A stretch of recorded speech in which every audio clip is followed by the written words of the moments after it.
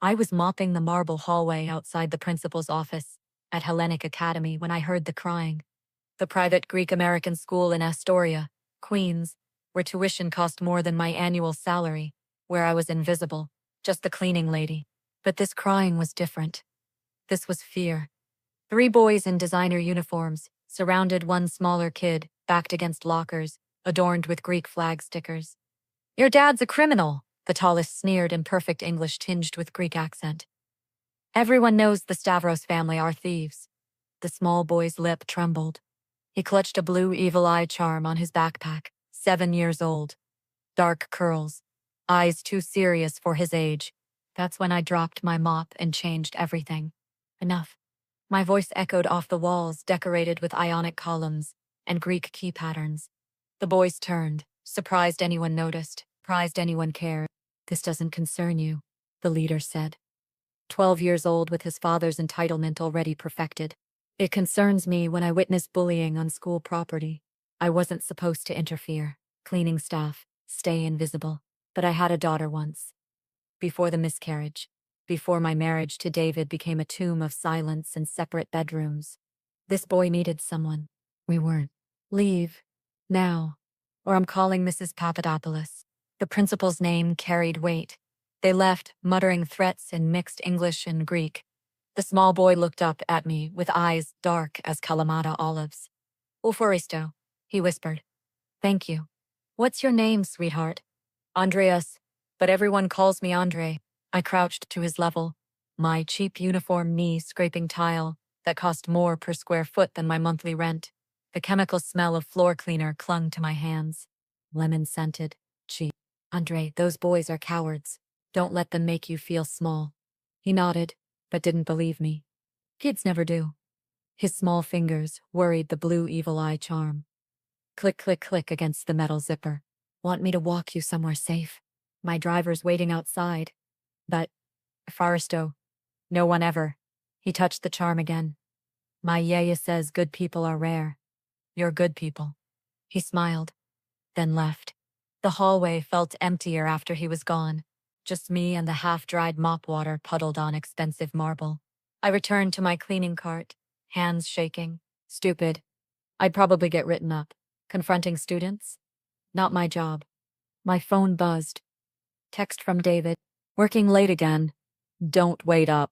5th time this month. Same message. Same nothing feeling in my chest. We'd been married 8 years. College sweethearts. He was steady. Reliable. Boring. God, when had he become so boring? My phone buzzed again. "Unknown number. I understand my son had an encounter today. I would like to thank you personally. Nikos Stavros." My stomach dropped. Stavros. Everyone in Astoria knew that name. The shipping empire. The restaurants. The whispers about family business that had nothing to do with ships. The Greek Mafia. The next morning, Mrs. Papadopoulos herself appeared at my supply closet. The principal never spoke to cleaning staff. "Elena, you have a visitor. Front office." Now, my heart sank.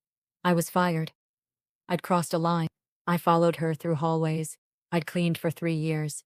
Past trophy cases and photos of graduates who became doctors, lawyers, businessmen. None who became cleaning ladies, married to accountants, living paycheck to paycheck. The front office, waiting area smelled of coffee and fresh flowers. Expensive flowers. Stargazer lilies. The kind that cost $40 a stem. One man stood by the window. He turned when I entered. 6'3". Tailored suit in charcoal gray that probably cost $5,000. Dark hair, silvering at temples. Face like a Greek statue. All sharp angles and aristocratic features. Wedding ring, finger bare. But a thick gold signet ring on his right hand, bearing a family crest. I didn't recognize. "Mrs. Torres." Not a question. He already knew my name. His voice was deep, accented, commanding. The kind of voice that expected obedience and received it. It vibrated through the small space, made the air feel thicker. "I'm Nikos Stavros. Andreas's father." He extended his hand. I shook it. His grip was warm, engulfing my entire hand.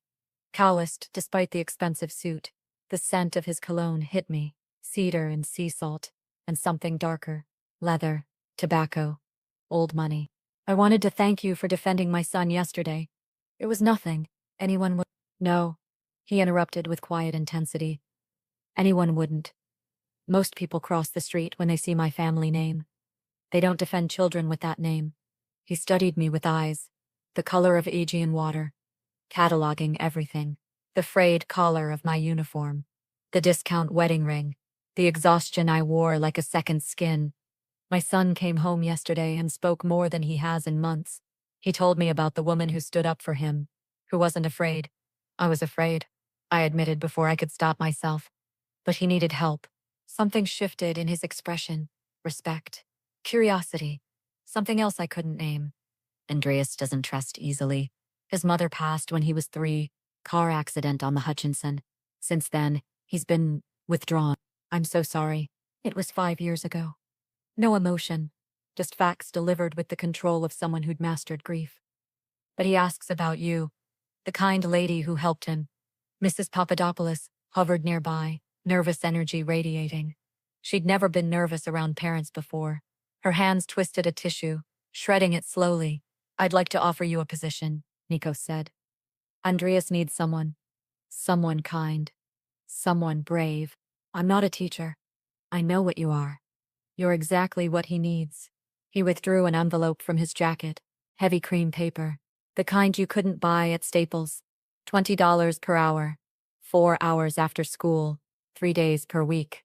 Help with homework, keep him company while I'm at the office. I blinked. $20 an hour was more than double what I made cleaning. I'd have to talk to my husband. That flicker again in his eyes. Of course. Take the evening. Here's my card. Heavy cardstock. Embossed gold lettering. Just a name and phone number. No company. No title. The paper felt expensive. Textured. Probably Italian. One more thing. He stepped closer. Close enough. I could smell his cologne again, that cedar and salt mixed with the faint, bitter scent of Greek coffee on his breath. Those boys who harassed Andreas, their families have been informed. It won't happen again. The way he said informed made my skin prickle. You didn't have to. Yes, I did. Steel beneath the polished exterior. No one touches what's mine. Not my son. Not anyone under my protection. Under his protection. I wasn't sure if that was a promise or a threat. That evening I told David about the job offer over microwaved leftovers. The apartment smelled like old grease and disappointment. He barely looked up from his laptop. Sure, whatever. We could use the money. Not, are you sure that's safe? Not, the Stavros family has a reputation. Just, whatever. I stared at my husband of 8 years, sitting in our cramped apartment in Sunnyside, eating leftover gyros from the cheap place on Ditmars, the aluminum container still warm from the microwave, tzatziki sauce congealed at the edges. I felt absolutely nothing. When had we stopped being partners and become roommates who sometimes had obligatory sex on Saturday nights? I called the number on the card. Nikos answered on the second ring. Mrs. Torres, I'll take the position. When do I start? Tomorrow. I'll send a car at 3 p.m. And Elena? He'd never used my first name before. It sounded different in his accent. Almost musical. The way he rolled the R slightly. Thank you for seeing my son when others looked away. The call ended. I sat in our tiny living room, cardstock heavy in my hand, still smelling faintly of his cologne, and wondered what I'd just agreed to. The car that arrived at Hellenic Academy wasn't a minivan or sedan. It was a black Mercedes S-Class, with tinted windows and a driver who looked like he bench-pressed small buildings for fun. Mrs. Torres, he opened the rear door without smiling. I'm Stavros, head of Mr. Stavros's security.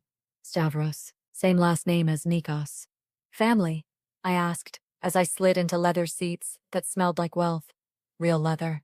Not the synthetic stuff in my Honda. This was buttery soft, warm from the sun, with that particular rich scent that screamed money. Cousin. Third, removed.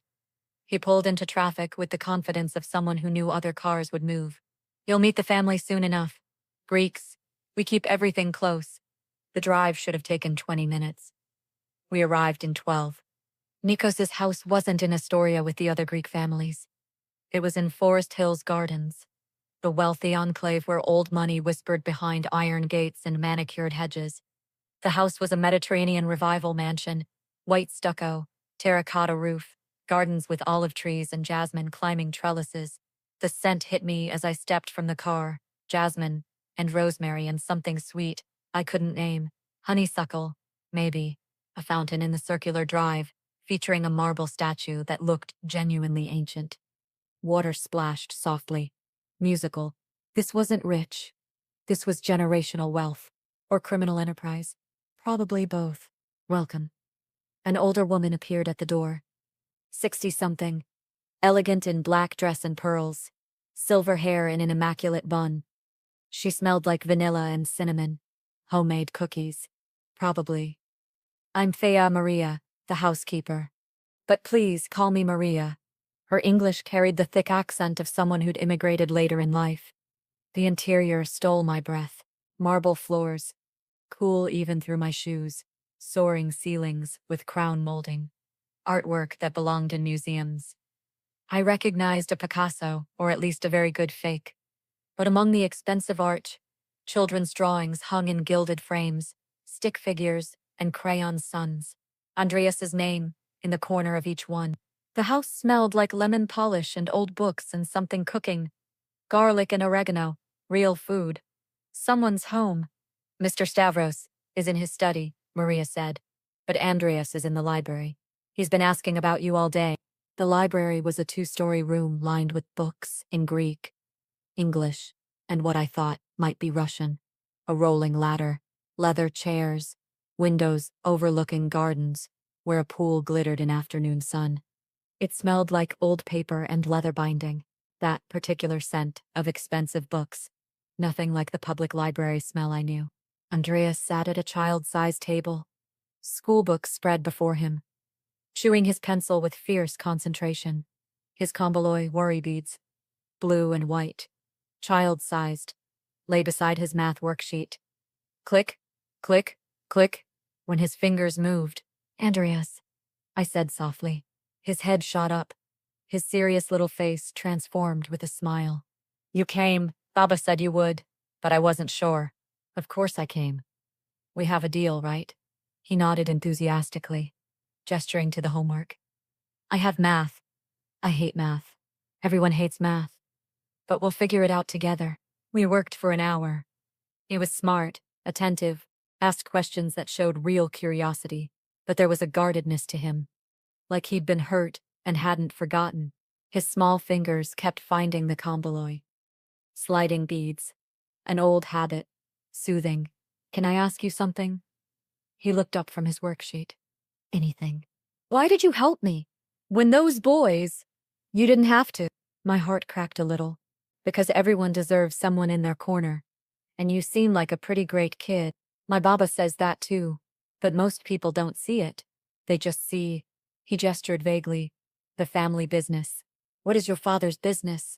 Shipping. Import, export. Boring stuff. But something in his eyes said he knew it wasn't just shipping. Well, I see a smart kid who's good at drawing and needs help with fractions. That's all that matters to me. Andreas smiled again. Real this time. I'm glad you're here. He picked up his Komboloi. Slid 3 beads. Left. Right. Left. The motion calmed him visibly. Nikos appeared in the doorway an hour later. Still in his suit, but tie loosened, top button undone. He smelled like the city exhaust and concrete, and that cedar cologne underneath. He looked human, less like a marble statue. How was your first session? Great. Andreas is wonderful. Good. He crossed to his son, switched to rapid Greek. Andreas responded, animated in ways I hadn't seen at school. His hands moved, the Komboloi forgotten on the table. Then Nikos turned to me, slipping back to English. Maria prepared dinner. I'd like you to join us. Oh, I should get home. I insist.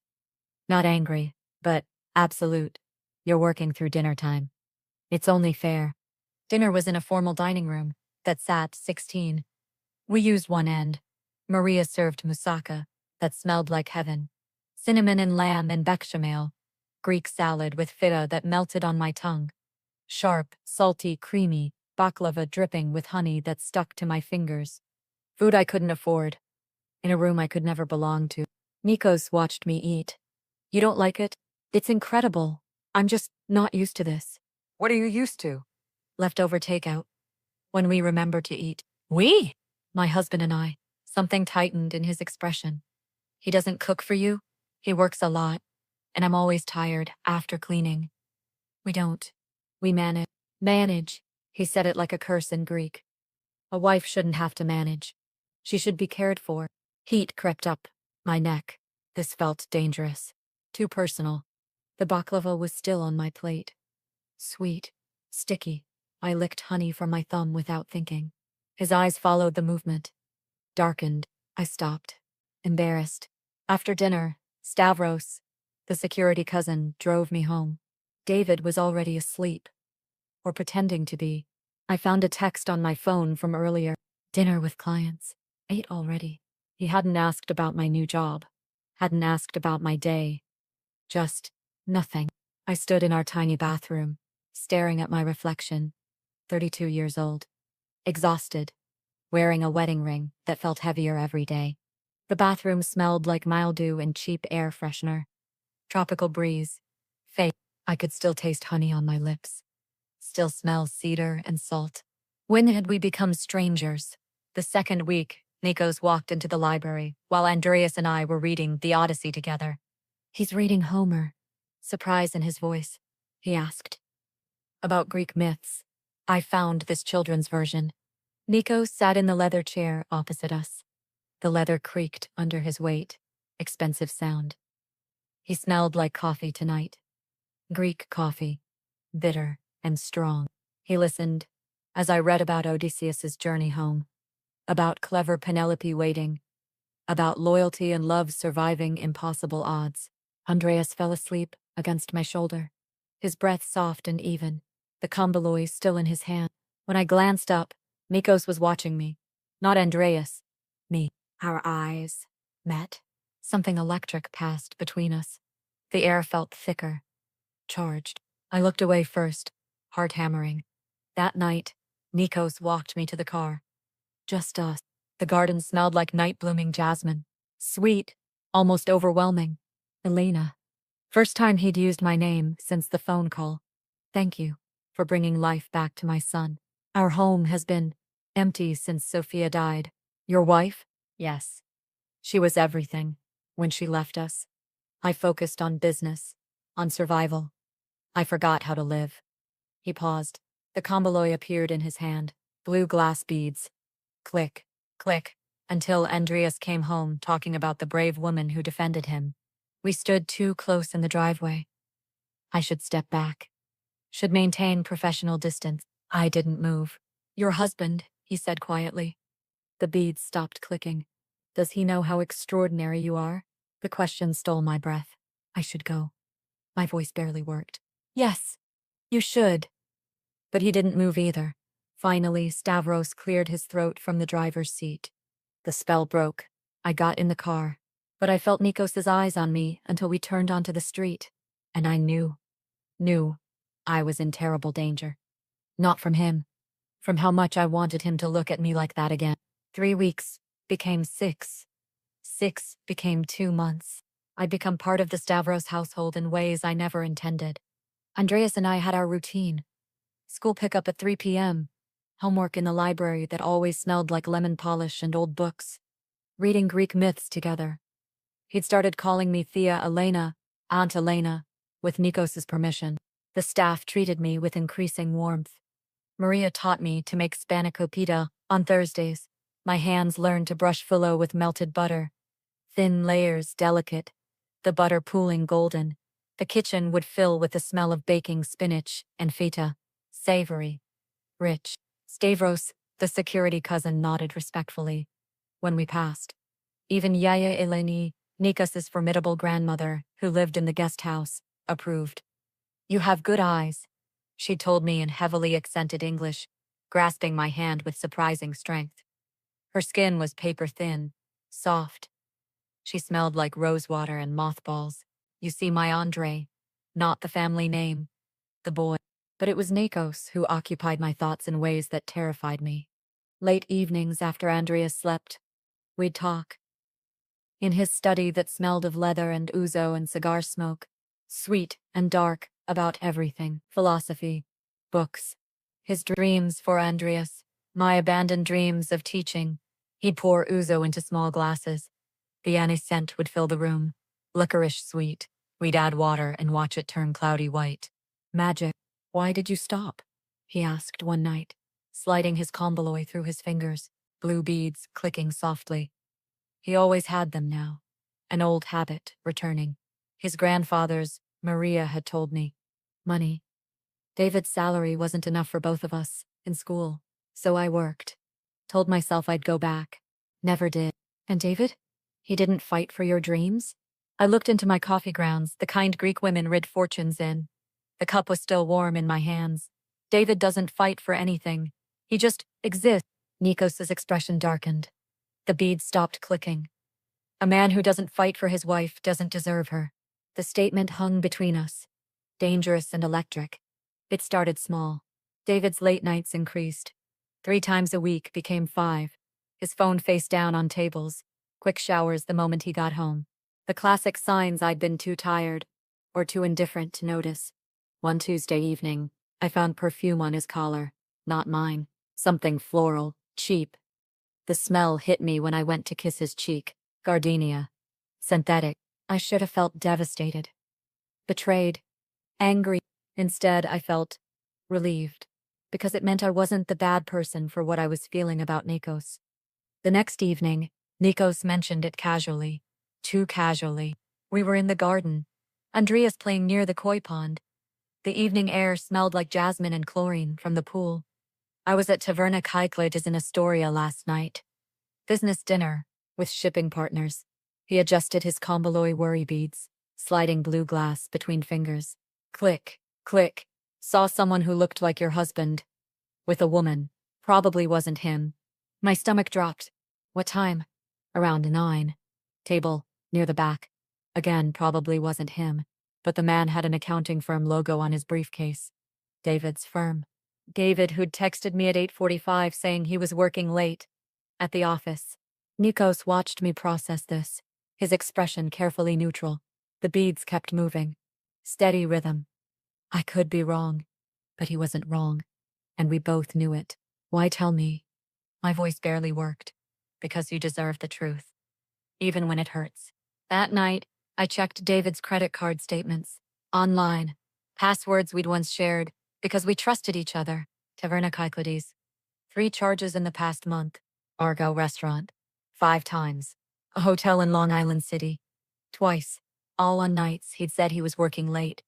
I confronted David, the next morning. Calmly. With printouts that smelled like printer ink. Chemical.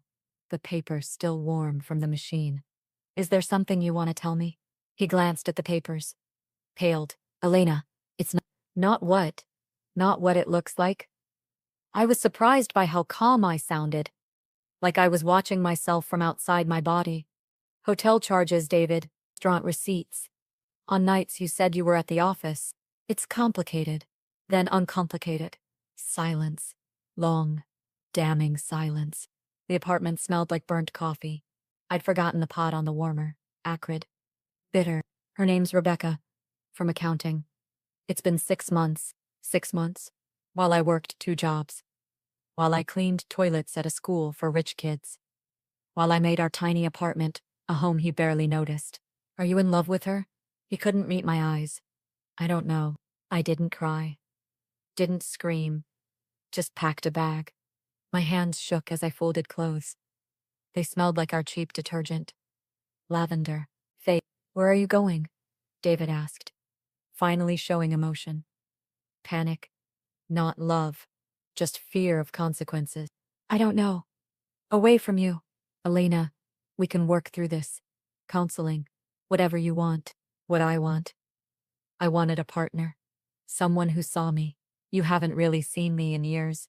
I called Nikos from the street corner. Hands shaking. The city smelled like garbage day and car exhaust. He answered immediately. Elena? What's wrong? You were right. About David. About everything. My voice finally broke. I need. I don't know what I need. Where are you? I told him. Stay there. I'm sending Stavros. I can't impose. You're not imposing. You're coming home. Home. The word shouldn't have felt right, but it did. Stavros drove me to Forest Hills in silence, respectful, giving me space. The car smelled like leather and air freshener. Pine. Clean. Nikos met me at the door. Still in shirt sleeves from work, tie loosened. He smelled like the office coffee and paper, and that cedar cologne. He took one look at my face and pulled me inside. Andreas is at his grandmother's, he said quietly. You don't need to hold it together. That's when I finally broke. Sobbed against his chest while he held me, strong hands steady on my back. His shirt smelled like starch, and him, he whispered in Greek, words I didn't understand but felt in my bones. Soft, soothing, the language rolling like music. When I finally pulled away, embarrassed, he handed me a glass of ouzo. Drink. It helps. It burned, going down. Licorice fire. I drank it anyway. I'm sorry. I managed. This is wildly inappropriate. Stop. Firm but gentle. You have nothing to apologize for. I don't know what to do. Then let me help you decide. He sat across from me, those Aegean blue eyes holding mine. The komboloi appeared in his hand again. Click. Click. An unconscious gesture. Stay here, in the guest wing. For as long as you need, work with Andreas. Let yourself heal. I can't accept. Yes, you can. You've given my son something priceless. Let me give you shelter in return. People will talk. Let them. I don't care about people. I care about. He stopped. Redirected. The beads clicked faster. I care that you're safe, that you're cared for. The way you should have been all along. I should have said no. Should have found a friend's couch. Should have maintained professional boundaries. Instead, I whispered, okay. His expression shifted. Relief. Satisfaction. Something more dangerous. The beads stopped clicking. I'll have Maria prepare the East Wing suite. Tomorrow, we'll discuss practical matters. Divorce lawyers. Financial separation. Whatever you need. Why are you doing this? He leaned forward. Close enough. I could smell his cologne. Cedar and sea. Close enough to see the silver threading through his dark hair.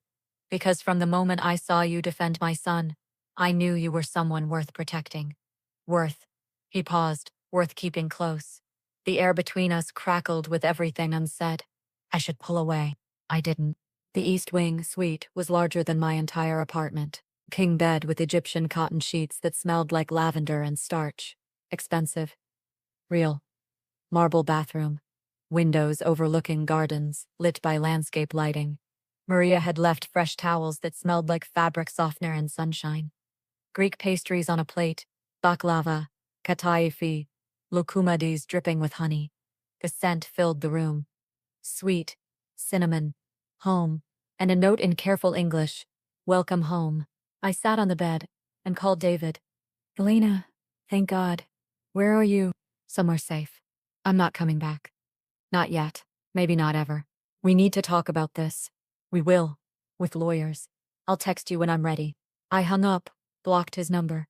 Then I stood at the window, looking at gardens that cost more to maintain than I earned in a year, smelling jasmine on the night air, and wondered what I'd just done. Nikos appeared in the doorway. He'd changed. Jeans, t-shirt, the most casual I'd ever seen him.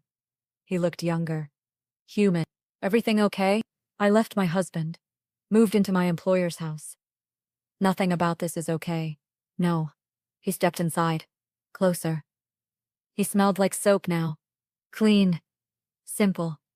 But sometimes not okay is better than slowly dying in okay. He understood.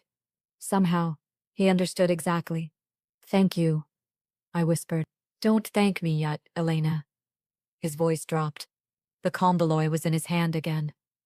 Unconscious. The beads slid through his fingers. Having you under my roof, close every day. He shook his head. I'm not as noble as I should be. Heat flooded through me. Dangerous. Reckless. Real. And maybe, I heard myself say, nobility is overrated. His eyes darkened. The beads stopped moving. Go to bed, Elena. Before I forget, we're both supposed to be better than this. He left, closed the door softly. I touched my lips, heart racing, knowing everything had changed. The room smelled like honey and jasmine, and possibility, and knowing I wanted it too. The first week living in Nikos's house, I tried to maintain boundaries. Failed spectacularly. Andreas was thrilled. You're here every morning. Can we have breakfast together? Can you make pancakes like you promised? So mornings became a ritual. The three of us in the breakfast room that overlooked rose gardens. The morning sun would stream through windows, catching dust motes. The room smelled like Greek coffee, bitter and strong, and whatever Maria was baking, usually terrapita, cheese pastries that left butter on your fingers. Andreas would chatter about school, his kombuloy on the table beside his orange juice, blue beads catching sunlight. Click when he got excited and grabbed them. Nikos would read Greek newspapers, occasionally translating headlines that made him laugh. His voice was different in the morning, rougher, unguarded. He'd wrap both hands around his coffee cup like he was cold, even in summer. Me, trying not to notice how domestic this felt. How right. Maria watched us with knowing eyes, like family. She'd say in Greek to the other staff, not realizing I'd started learning the language from Andreas. Her voice would carry from the kitchen, warm, approving, the smell of baking bread following her words. Yaya Eleni was more direct. About time that boy had a mother again. She said it to my face, in English, daring me to disagree. Her hands smelled like the lemon cookies she was always making, karabitas dusted with powdered sugar, but it was the evenings that undid me. After Andreas slept, Nikos and I would end up in his study, or the library, or the garden terrace under string lights, drinking wine, talking about everything. The terrace smelled different each night. Jasmine when it was warm, rosemary when it rained, chlorine from the pool mixed with night-blooming flowers. The wine tasted like cherries and oak. Iserdico, he told me, from Santorini. Tell me about Sofia, I asked one night, emboldened by wine that made my tongue loose and my inhibitions quiet. His expression shuddered briefly, then softened. His kombuloy appeared. Always did when he talked about difficult things. The beads were warm from his pocket, worn smooth. She was fire, passionate, fearless, completely impractical, a sad smile. I was 25, trying to prove myself worthy of running the family business. She was an artist, painted these wild, beautiful pieces. We had 3 years together. Andreas looks like her. He has her eyes, her soul. He poured more wine. The bottle clinked against the glass. But he has my stubbornness. Tragic combination. How did she die? Car accident. Drunk driver. She was coming home from an art exhibition in Manhattan. His jaw tightened. The beads clicked faster. The driver had 3 prior DUIs. Money kept him out of jail. Until he killed my wife. I'm so sorry.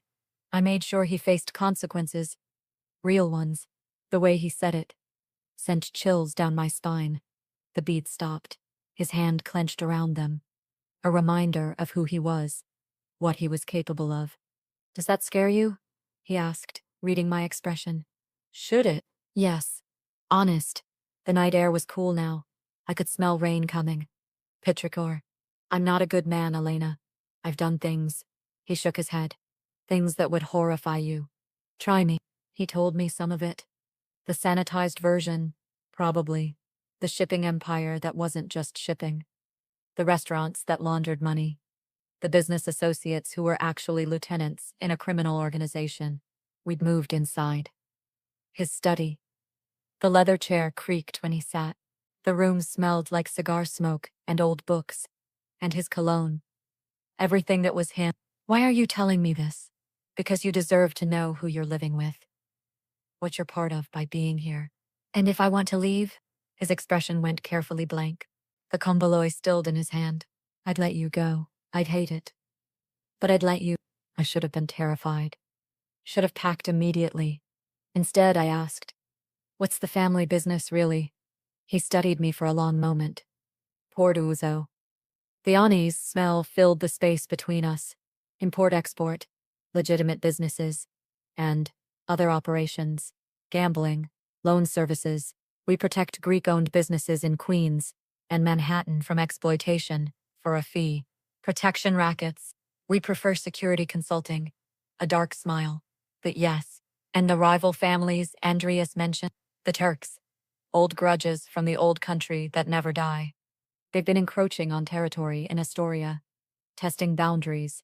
He stood, walked to the window, looked out at gardens dark, except for landscape lighting. Cyprus, 1974. My grandfather killed a Demir patriarch during the conflict. Some blood feuds never die. Is that why Andreas has security at school? Yes. And now why you do too? I blinked. What? Stavros follows you. Always. I'm not taking risks with people He stopped. The beads clicked. Once. Twice. With people under my protection. The next evening, I found divorce papers on my bed. Not from David. From Nikos's lawyers. The papers smelled like a law office. That particular scent of expensive stationery and toner. A note in his handwriting, bold, decisive strokes. No charge, no obligation, just option. I stared at those papers, feeling the weight of choice, of possibility. That night, Andreas had a nightmare. Screaming for his mother. I reached him first, gathering him into my arms, while he sobbed in Greek and English. His small body was hot, sweaty from fear. The bad men. They hurt Mama. They're coming back. Nikos appeared, moments later, taking over with practiced ease. His hair was messy from sleep. He wore just pajama pants. I'd never seen him like this. Vulnerable, human. But Andreas grabbed my hand. Don't go, Thea Elena.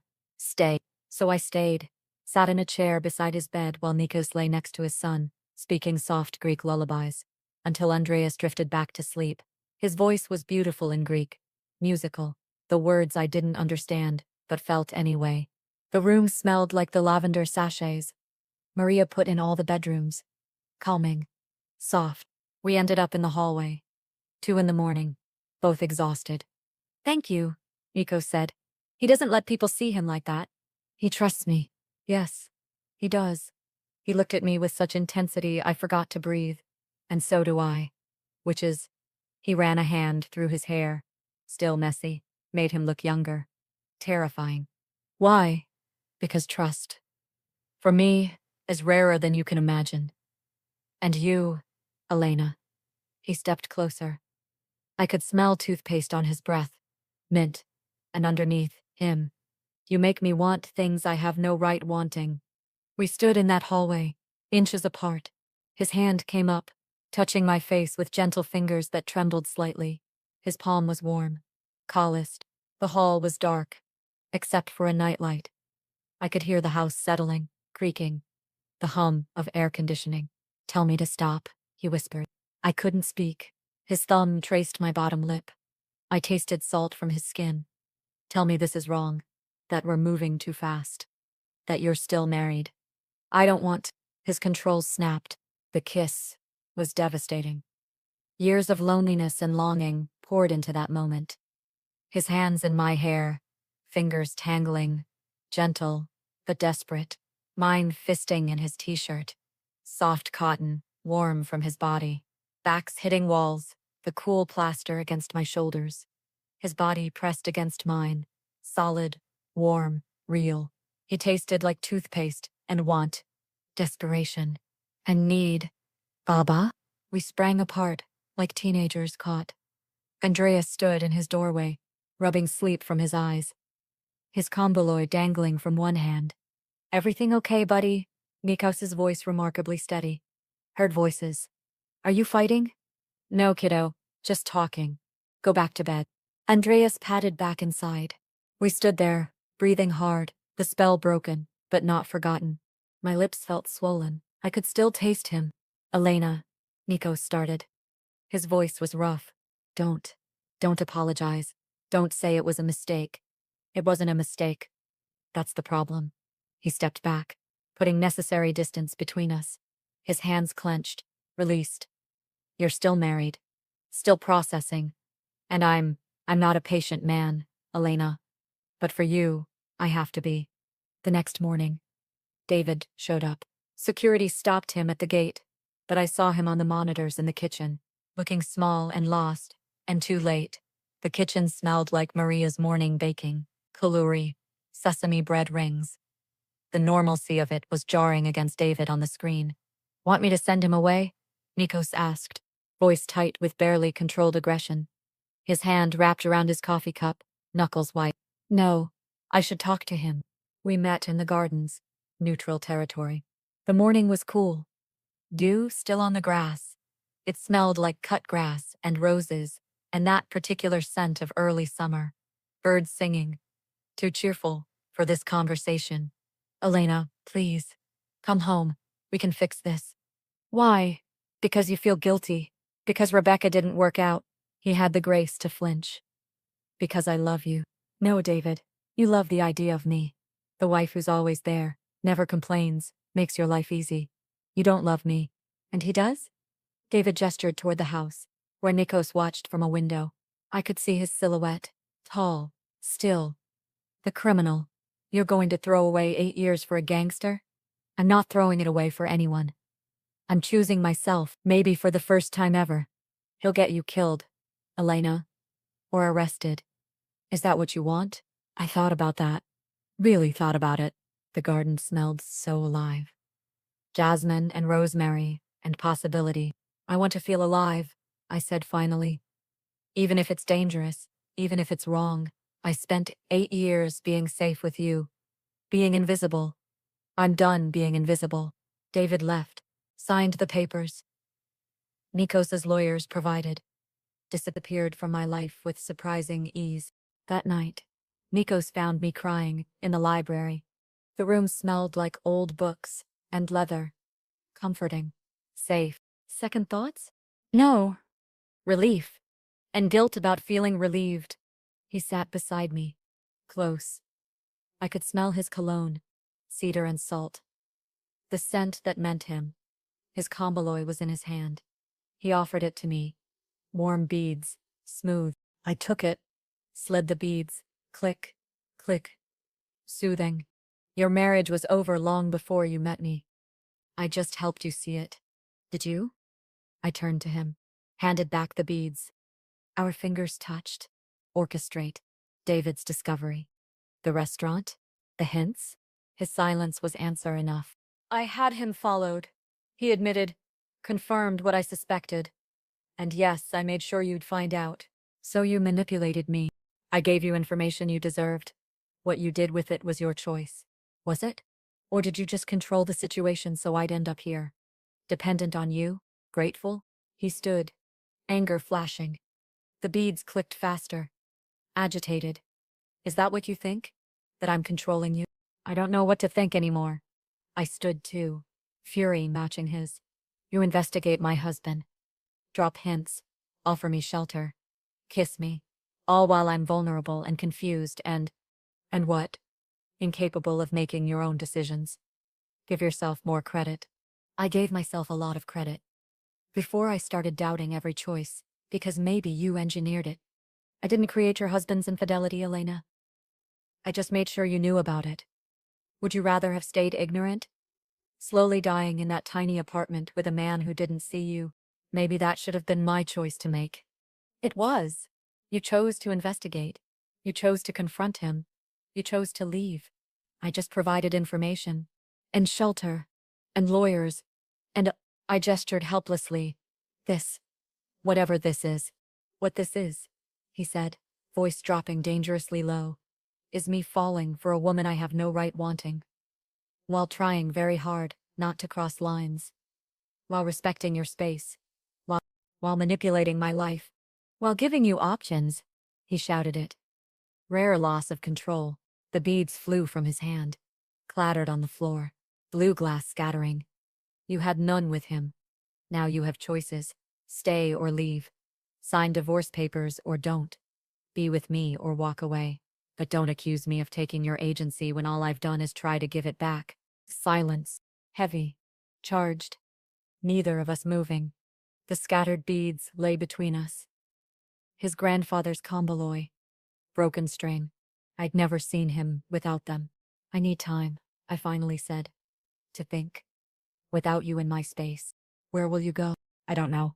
But not here. Not yet. His jaw tightened. He crouched, started gathering beads. His hands shook slightly. I'll have Stavros drive you anywhere you want. I'll call a cab. Elena, I need space. Nikos, can you give me that? Or will you accidentally control that too? I saw the hit land. Saw the hurt flash across his face before he locked it down. He stood, beads in his palm. No string to hold them. I can give you space, but I can't give you safety if you're not under my protection. Maybe I don't want your protection. Then you're a fool, said flatly. There are people who would use you to hurt me. Now that you've been here, been seen with us. You're a target. How convenient. It's not convenience. It's reality. He grabbed my shoulders. Gentle but firm. I could feel the warmth of his hands through my shirt. Hate me if you want. Be angry. But don't be stupid. Let Stavros drive you. Let him watch from a distance. Please. The please broke something in me. Fine. But that's all. He released me. Stepped back. Looked at the beads in his hand. Lost. That's all. I left that night. Stayed with my friend Sarah, who asked too many questions. I couldn't answer. The guest room smelled like her cat and air freshener.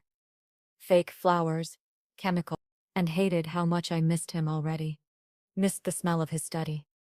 The click of the beads. The way he said my name. I lasted 4 days at Sarah's apartment in Brooklyn. 4 days of pretending I was fine. Of ignoring the security SUV parked across the street. Of not checking my phone every 5 minutes to see if Nikos had called. He hadn't, respecting my space, apparently. Even when it killed him, Sarah's apartment smelled like cat litter and takeout. Chinese food cartons in the trash. Stale. I couldn't eat. On day 5, Andreas called, his voice small and scared. Thea, Elena. Bubba won't tell me why you left. Did I do something wrong? My heart shattered. No, honey. Never. This is grown-up stuff. It has nothing to do with you. Will you come back? I don't know yet. Please. Baba is sad. He pretends he's not, but I can tell, and I miss you. We were supposed to finish the Odyssey. I could hear him crying, soft, trying to hide it. Guilt crushed me. Andrea. Thea. I have to go. Baba's calling. But please come back. He hung up. I stared at my phone, tears streaming, when it rang again. Unknown number. Hello? Mrs. Torres? A woman's voice, accented, not Greek, Turkish, maybe, or should I say, Mrs. Stavros. You've been living there quite comfortably. I understand. Ice flooded my veins. Who is this? Someone who knows where you are, where you work, where your friend Sarah's apartment is. 3C. Yes. Nice place. Shame if something happened to it. I could hear her smoking. The inhale, exhale, casual threat. What do you want? Tell Nikos Stavros that the Demir family remembers, Cyprus remembers, and his son. Such a sweet boy would look better with Turkish colors around his neck. The line went dead. I called Stavros immediately, hands shaking so hard I could barely dial. Mrs. Elena? He answered instantly. What's wrong? Someone just called, threatened Andreas. Mentioned the Demir family. Turkish. Stay exactly where you are. Don't move. Don't open the door for anyone. I'm 3 minutes out. He was there in 2. Stavros took me straight to Nikos's office. Not the house. His actual office in a nondescript building in Astoria, above a Greek restaurant. The stairwell smelled like grilled octopus and lemon. Garlic. The restaurant below doing lunch service. The moment I walked in, I understood this was the real nerve center. Men in expensive suits. Computer monitors showing security feeds. The smell of gun oil and strong coffee. Turkish tobacco from someone's cigarette. Nikos stood at a conference table with 6 other men. Maps of Queens spread before them. He looked up when I entered. The relief on his face was visceral. Elena. Then he saw my expression. What happened? I told him. Every word of the call, watching his face transform from concern to cold fury. His hand went to his pocket. The beads. I realized he'd restrung them. The familiar gesture, but his movements were sharp now. Angry. Yorgos, he said to one of the men. A massive Greek with scarred knuckles. Get Andreas. Bring him to the safe house. No one gets within 100 yards of that boy. No one. On it, boss. To another. Find out how they got her number. Someone leaked information. I want to know who. The men scattered. Efficient. Deadly. Mikos crossed to me. Cupped my face. His hands smelled like ink and paper. Are you hurt? No, just scared. They knew where I was. They knew about Sarah's apartment. 'Cause I've been protecting you. And they've been watching. His jaw tightened. The beads clicked. Fast. Angry rhythm. This is my fault. I should have kept you closer. Should have. Nikos. What's happening? He explained while his men worked around us. We sat. He poured coffee. Turkish style. Thick. Sweet. The smell filled his office. Cardamom and sugar. The Demir family. Turkish organized crime. Old grudges from Cyprus in the 1970s when Greeks and Turks fought over the island. Nikos's grandfather had killed a Demir patriarch. Now, 40 years later, they wanted revenge. They've been testing boundaries for months, taking territory, threatening our businesses. But going after Andreas, his control was fracturing. The coffee cup shook slightly in his hand. That's a declaration of war. Why now? Because they think I'm distracted. His eyes met mine. Because they think you make me weak. The weight of that settled on me. I do make you weak. No. Fierce. He grabbed my hand. His palm was warm. Calloused. You make me want to build instead of destroy. That's different. He stopped. That's exactly what they're counting on. One of the men called from a computer. Boss. Found the leak. Junior associate at your lawyer's office. Demir family paid him 20 grand for information on Elena Torres. Phone records, address, work schedule. Nikos's expression went arctic. The beads stopped. Handle it. The casual violence in those two words terrified me. What does that mean? It means he won't leak again. He grabbed his jacket. It smelled like dry cleaning. Chemical, fresh. Elena, I need to get Andreas. I need to secure our position. And I need you somewhere safe. I'm coming with you. Absolutely not. Andreas is scared. He called me. He asked me to come back. I'm coming. We fought about it for 30 seconds before he realized. I wouldn't budge. Fine. But you stay in the car. You don't argue. You don't try to help. Understood. I nodded. The drive to the house was tense. 3 SUVs. Armed men. Nikos, on his phone, speaking rapid Greek. Giving orders. His cologne mixed with adrenaline. Sharp. Metallic. We arrived to chaos. Black cars blocking the street. Men with guns creating a perimeter. Neighbors peeking from windows. Scared. The smell of car exhaust. Burnt rubber. Someone had arrived fast. Stay in the car. Mikos repeated. Lock the doors. He disappeared inside with Stavros and 4 others. I sat there, heart pounding, watching through tinted windows at gunfire, sharp, loud, coming from inside the house. My blood turned to ice. More shots, shouting in Greek and Turkish. Breaking glass. Andreas? I didn't think. Just reacted, unlocked the door, ran toward the house. Security tried to stop me. Mrs. Elena. No, but I was already through the front entrance. The foyer was a war zone. 2 men down, blood on marble floors, dark, spreading, the smell of copper and gunpowder. Maria screaming from somewhere. Yaya Eleni shouting curses in Greek. And Andreas, at the top of the stairs, frozen, crying, his convoy clutched in his hand. Alone. Andreas. I screamed. He saw me, started running toward me. A man appeared behind him. Turkish, gun raised. Time slowed. I launched myself up the stairs, grabbed Andreas. His body was small, warm, trembling. Shielded him with my body as the gun went off. Pain exploded in my shoulder. Hot, searing. The smell of my own blood. We tumbled downstairs together, Andreas screaming. Me trying to keep him covered, the world spinning. Marble, hard against my back. We hit the landing. Then Nikos was there. His gun firing 3 times. Sharp cracks. Smoke smell. The Turkish man drop. Elena. Mikos's hands on me. On Andreas. Checking for injuries. His hands were shaking. Where are you hit? Shoulder. I'm fine. Check Andreas. But he was checking me. Ripping my shirt to see the wound. His face pale. Cursing in Greek. You're not fine.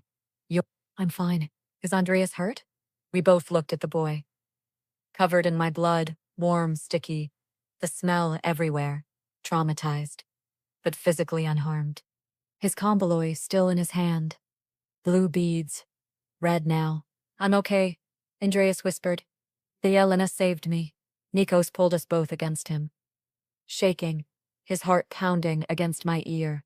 He smelled like gunpowder. And fear and that cedar cologne. You stupid, brave, idiotic woman. I told you to stay in the car. You're welcome. He laughed.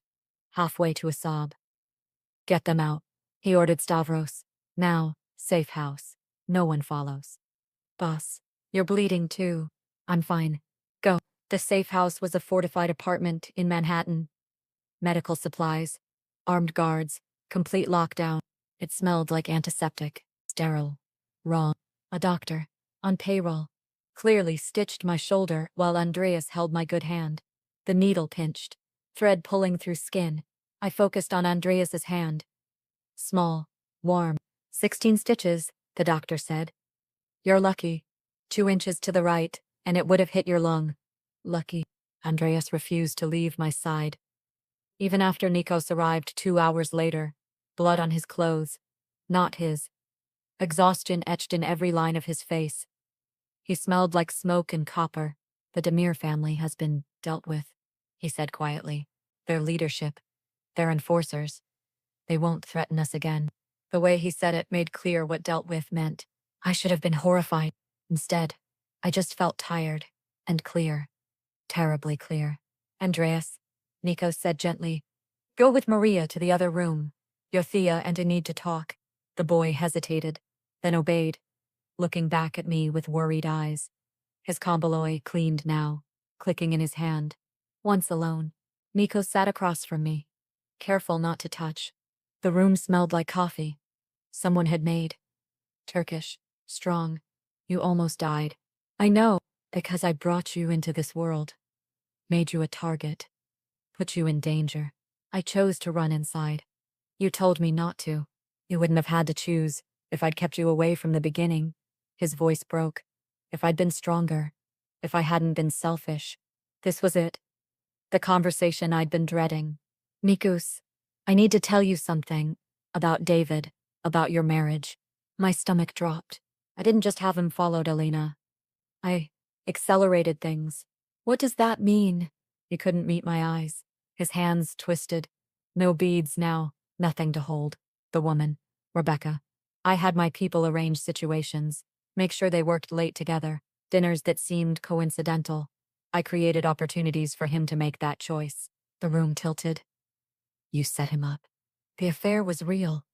His feelings were real. He made those choices. But I nudged circumstances. Made it easier for him to betray you.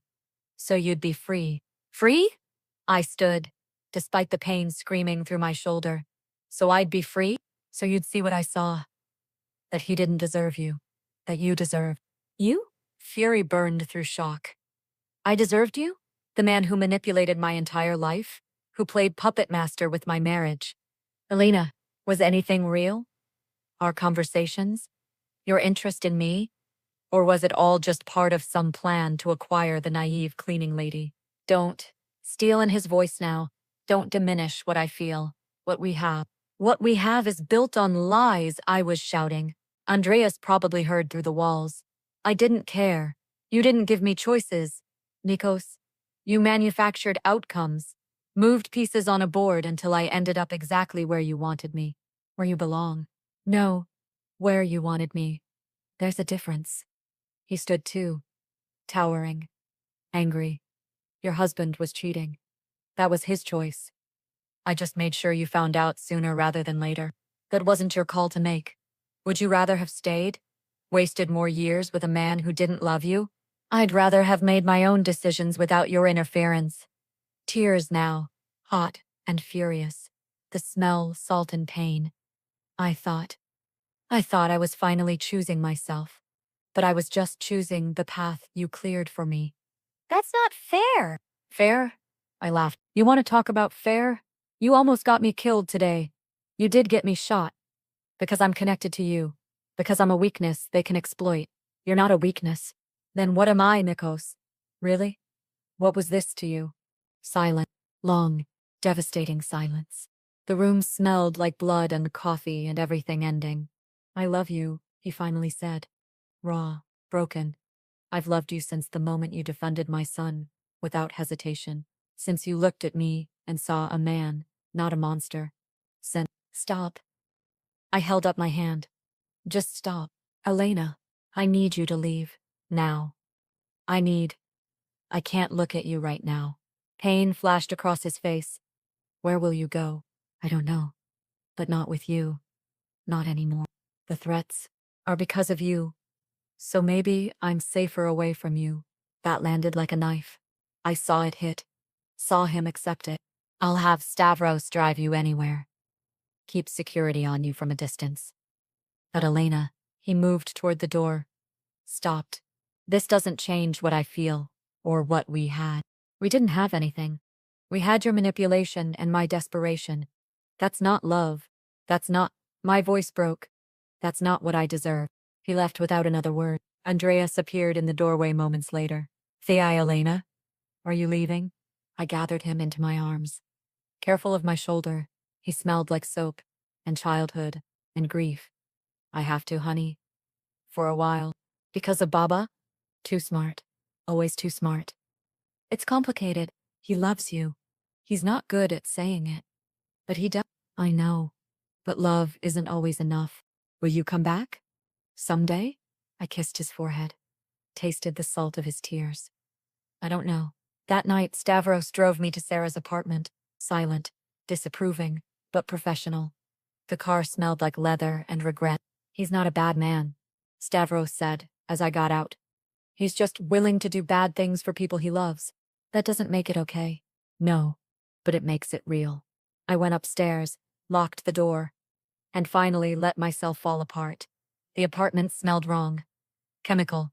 Fake. Not home. Because I'd just walked away from the only man who'd ever made me feel truly alive. Even if he'd manipulated every step that brought us together. Even if I couldn't forgive that. Even if I still loved him anyway. 3 weeks passed, like sleepwalking. I went back to cleaning at Hellenic Academy. Different shifts. Different hallways. Avoiding everywhere I might see Andreas. The school smelled the same. Lemon cleaner. Floor wax. But it felt different now. Empty. Mrs. Papadopoulos tried to talk to me once. Elena, Mr. Stavros asked about you. His son asks every day. I can't, I interrupted. Please, I just can't. She nodded, respected my space. But I saw pity in her eyes. The black SUV still followed me. Discreet, a block away. Nikos's protection. I couldn't refuse, because Stavros was right. The threats were real even if the Demir leadership was gone. David tried calling. Wanted to talk about reconciliation. I blocked his number. That bridge was burned beyond recognition. At night, alone in Sarah's guest room, I replayed everything. The conversations, the touches, the kiss in the hallway, the way he said my name, the click of the comaloy, the smell of his cologne, cedar and salt, real or manufactured, my feelings or his manipulation. I couldn't untangle truth from orchestration. The room smelled like Sarah's cat and Febreze, fake lavender. Not the real jasmine from the garden. Not the baklava Maria made. Not home, and hated myself for still missing him. Week 4. Maria showed up at Sarah's door, carrying a casserole dish of pastisseau and determination. The smell hit me first. Cinnamon and meat and bechamel. Home. I almost cried, right there. You're going to listen, she said in her thick accent, pushing past me. Then you do what you want. But first, listen. She made Greek coffee. The traditional way. Ground settling in the bottom, like sediment of truth. The bitter smell filled Sarah's tiny kitchen. Real, honest. Mr. Nikos is not sleeping, not eating, works 20 hours a day. Dangerous when a man like him stops caring about living. That's not my problem. And Andreas? He asks every single day, when is Thea Elena coming home? Why did she leave? Did I make her angry? She pulled something from her purse. Andreas's komboloi. The blue and white beads. He won't use these anymore. Says they remind him of you. Of before. The beads were warm from her pocket. Worn smooth. I could almost feel Andreas's small fingers on them. Click. Guilt stabbed through me. I told him it wasn't about him. Children don't believe words. They believe presence. Maria sipped her coffee. The cup clinked against the saucer. You think Mr. Nikos manipulated you? Yes. He admitted it. Yes. He did bad thing. He pushed. He arranged. But Elena, she leaned forward. I could smell her perfume. Rose water. Like Yaya. The affair was real. Your husband's choice was real. Mr. Nikos didn't make that man betray you. He just made sure you knew. That's still manipulation. Of course is manipulation. He's Greek man in love. We're not subtle. We don't wait patiently while woman suffers with bad husband. She shook her head. You want to know what I think? I think you're angry because he saw the truth you were too scared to face. The words hit like a slap. That's not. You knew. Deep down. That marriage was dead. That husband didn't love you. But was easier to pretend, yes. Till Mr. Nikos forced you to see. He had no right. No. He didn't. Maria's expression softened. But sometimes love makes us wrong. Makes us push too hard. Protect too much. Interfere when we shouldn't. Is not excuse. But is explanation. She left me with the pastel. Still warm, smelling like everything I'd lost. And Andreas's komboloi. I held the beads all night. Sliding them through my fingers. Click, click. The sound Andreas made when he was nervous. The sound Nikos made when he was thinking. The beads smelled like both of them somehow. 2 days later, Yuria Eleni appeared. Somehow even more formidable at 79 than her grandson at 40. She smelled like lemon cookies and rose water and old country strength. You girl. We talk. She didn't wait for permission. Just commandeered Sarah's tiny living room like she owned it. Sat in the good chair. Made it look like a throne. My grandson is idiot, she said in surprisingly good English. All Stavros men are idiots, think they know best. Think protecting means controlling. I blinked. Not what I expected. But she held up a gnarled finger. Her skin smelled like olive oil soap. He loves you. Real love. The kind that makes men stupid. The kind that makes them do wrong things for right reasons. That doesn't make it okay. Of course not. Okay. Is terrible. Is manipulation. She leaned forward on her cane. The wood creaked. But you love him too, yes? I couldn't lie to this woman. Yes. Then question is, can you forgive? Can he learn? Can you both be better together than you are angry and apart? I don't know. You know. She tapped my chest, right over my heart. Her finger was bony. Strong. In here, you know, you're just scared. Scared of being hurt again. Scared of trusting. Scared of wanting something that feels too good to be real. Tears spilled over. What if I forgive him and he does it again? What if you don't, and you live half a life wondering what if? She stood, bones creaking. I'm old. I know one thing for sure. Regret is heavier than risk. She left something on the table. Wrapped in cloth that smelled like cedar. Nikos's. Komboloi. The adult ones. His grandfather's. Restrung. Blue glass beads catching light. He carries these every day since he was 15, she said. Since his grandfather died. Never without them, until you left. Now he says they bring bad luck. She touched my face. Her palm was soft, papery. He's punishing himself. Greek men, always with the drama. That evening, Stavros delivered an envelope. Hand addressed in a child's careful script. The paper smelled like the house. Jasmine and lemon polish and home. Inside, a letter from Andrea. Dear Thea Elena, Baba says I shouldn't bother you. That you need space. But I miss you, and I wanted to say thank you. Thank you for protecting me. You got hurt because of me, and I'm sorry. Baba says you left because he made mistakes. He won't tell me what mistakes, but he cries at night. I hear him. He thinks I'm asleep, but I hear him. He says you're the bravest person he knows, that you make him want to be better. I think you're brave too, and kind, and I wish you were still here. I love you, The Elena. Even if you don't come back. You're Andreas. P.S. Baba finished reading The Odyssey to me. Odysseus finally made it home, but it took him 20 years because he was stubborn and proud. Baba says, maybe we're all a little like Odysseus sometimes.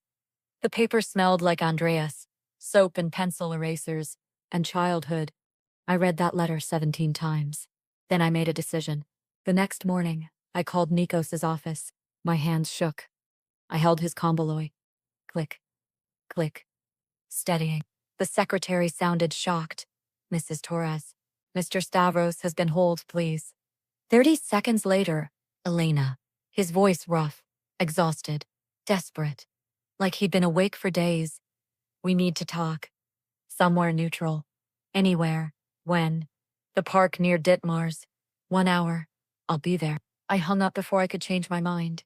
Sarah caught me at the door. You sure about this? No, but I can't keep living in this limbo. What are you going to say? I have no idea. But I knew one thing. Maria was right. Yaya was right. Even Andreas somehow was right. I couldn't let fear make my decisions anymore. Even if the choice terrified me. Even if I might get hurt again. I looked at the 2 sets of convoloi in my hands. Andreas's small blue and white beads. Nikos's grandfather's deep blue glass. The beads felt warm, heavy with history and hope. Because living half a life to avoid pain wasn't living at all. And maybe, just maybe, love was worth the risk of being wrong. Nikos was already there when I arrived, sitting on a bench under bare November trees, wearing a coat I'd never seen. Casual. Human. Not the Mafia boss in $1,000 suits. He stood when he saw me, uncertain. A man used to commanding rooms, now afraid to move wrong. He looked terrible, thinner, dark circles under his eyes, like he hadn't slept in weeks. Elena, sit, please. We sat, 2 feet between us. A chasm that felt like mile. The park smelled like fallen leaves and cold air. Clean. Honest, Andreas wrote to me. I said. Pain flashed across his face. I told him not to bother you. It wasn't a bother. It was... I took a breath. It was exactly what I needed to hear. He misses you. We both. He stopped. I miss you. Every moment. Every breath. His hands were empty. No convoloi. I'd never seen him without them. Nikos, let me say this, please. He turned to face me fully. What I did was wrong. Not just the manipulation with David, but thinking I knew better. Thinking I could orchestrate your life because I wanted a specific outcome. That was arrogant. That was... He struggled for words. That was me being exactly what you accused me of being. A controlling bastard who couldn't trust you to make your own choices. I stayed silent. Let him continue. I told myself I was protecting you, freeing you. But really, I was protecting myself from the risk that you'd choose him, or choose no one, from the possibility that if I left it to chance, I'd lose you. So you eliminated chance. Yes. Simple. Honest. And in doing so, I eliminated your agency, your power, your right to choose freely. That was... His voice cracked. That was unforgivable. Maybe. I pulled out his convoloi from my pocket. The blue glass beads caught sunlight. But everyone keeps telling me about second chances, about growth, about how love makes us stupid. His eyes fixed on the beads. Yaya. And Maria. And Andrea. My family has no sense of boundaries. Neither do you, apparently, despite everything. He smiled. Barely. No, I don't. I held out the beads. He took them. Our fingers touched. Warm. Electric. I don't know if I can trust you again, I continued. I don't know if what we had was real, or just your orchestration. It was real. Fierce. The beads slid through his fingers. Click, click. The familiar sound. Every conversation, every moment. The only thing I manufactured were circumstances. The feelings, mine, yours, those were real. How do I know that? You don't? That's the risk. The one I'm asking you to take.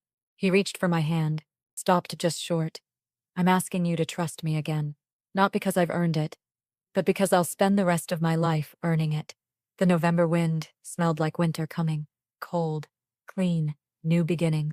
If I give you another chance, I finally said, things have to be different. Anything. No more manipulating. No more orchestrating. If I make a choice you don't like, you let me make it. Even if it's a bad choice. Especially if it's a bad choice. Because it's mine to make. He nodded slowly.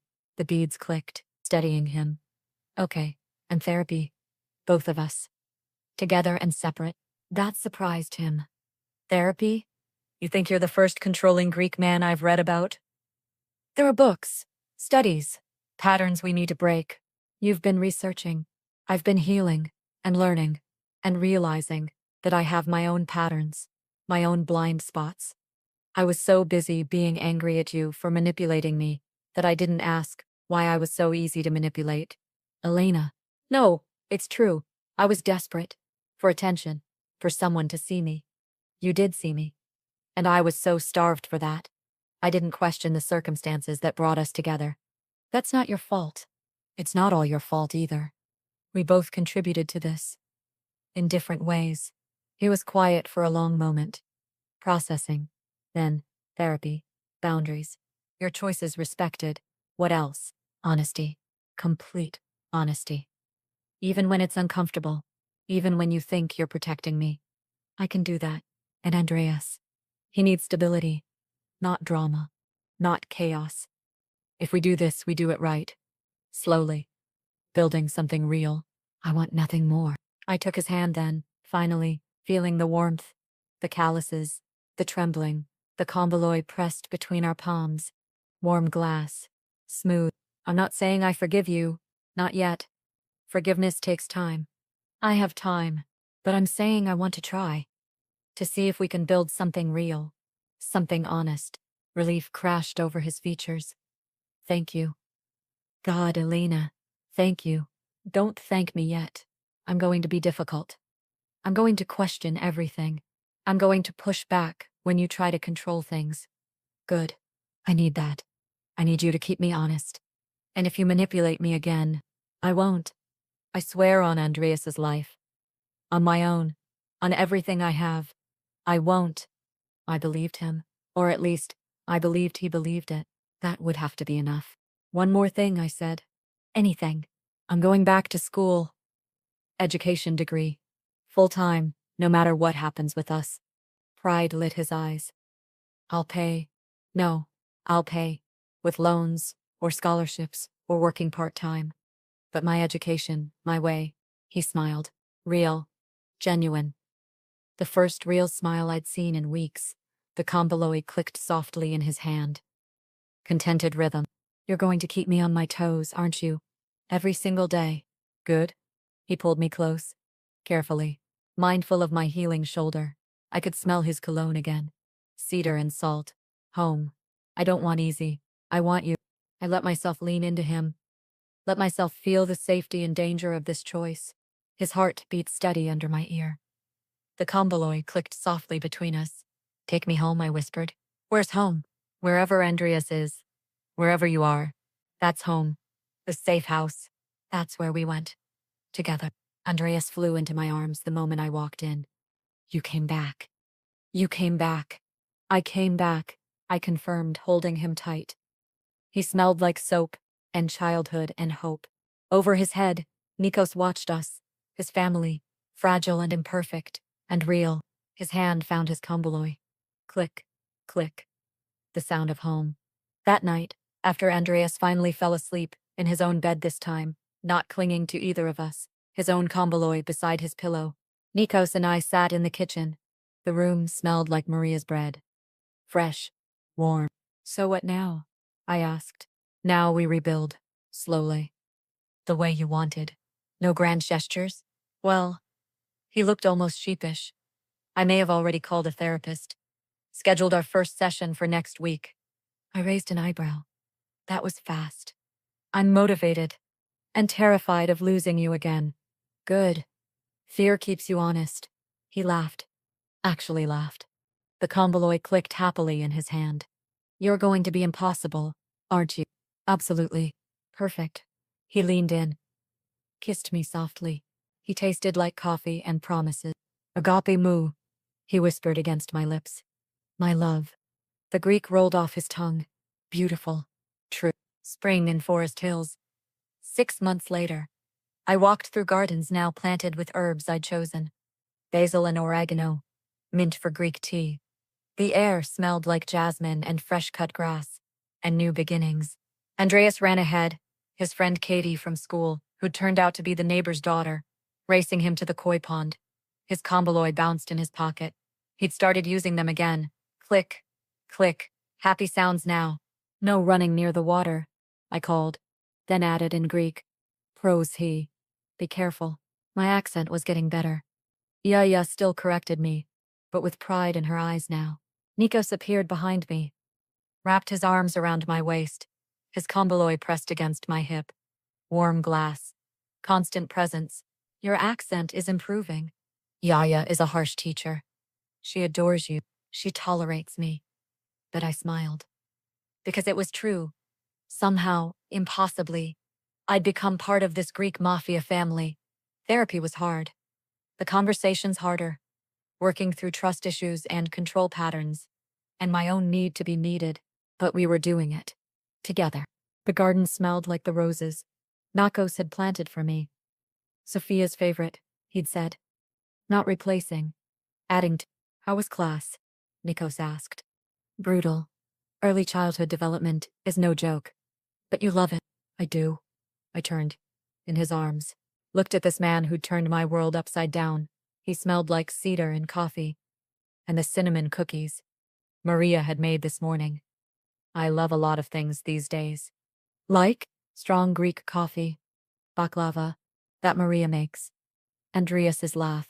The way you read Homer in Greek, even though you know I don't understand half of it. And you, I love you, even when you're impossible. Especially when I'm impossible, he corrected, kissing me softly. His lips tasted like honey. Sweet. Real. Andreas called from the pond. Theo Elena. Baba. Come see. The orange fish had babies. We walked over together. Our hands intertwined. His convoloi clicking softly with each step. The sound of our life together. Life wasn't perfect.